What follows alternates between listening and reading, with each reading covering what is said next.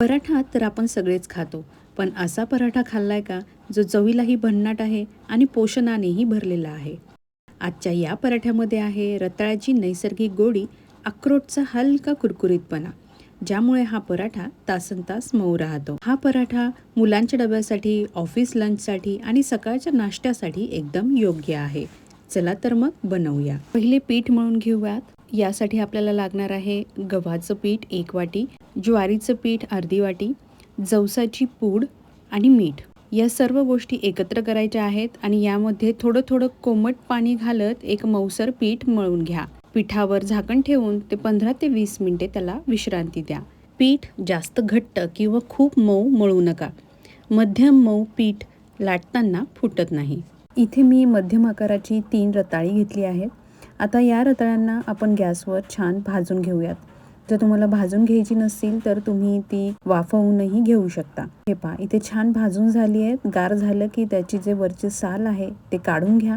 ती पूर्णपणे थंड झाली की त्याला मॅश करून घ्या. आता हे स्मॅश केलेलं रताळं एका मोठ्या भांड्यामध्ये काढून घ्या.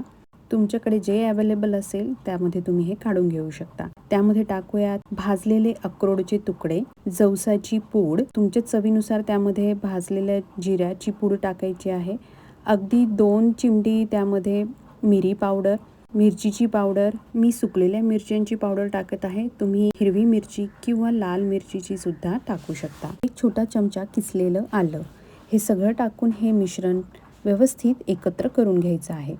आता यात टाकूयात 1 मोठा चमचा भाजलेले तीळ आणि 1 मोठा चमचा कोथिंबीर. हे व्यवस्थित एकत्र करून साईडला ठेवूयात. आपलं पीठ भिजवून 10 ते 15 मिनिटे झाली आहेत. आता पिठाचे समान गोळे करायचे आहेत. त्यातला एक गोळा घेऊन तो थोडासा लाटायचा आहे.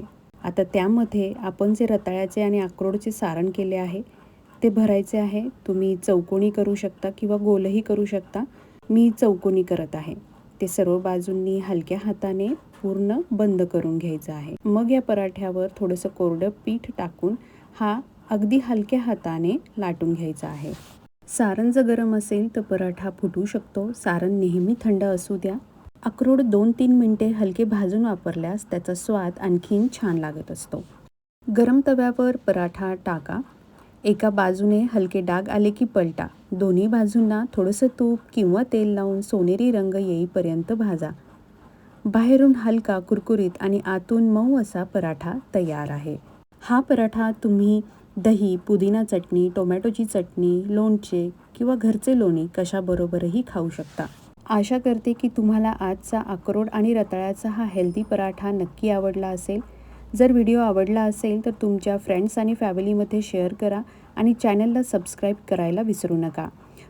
पुन्हा भेटूया एका नवीन पौष्टिक आणि चविष्ट रेसिपीसोबत. तोपर्यंत आनंदी रहा आणि स्वादिष्ट स्वयंपाक करत रहा.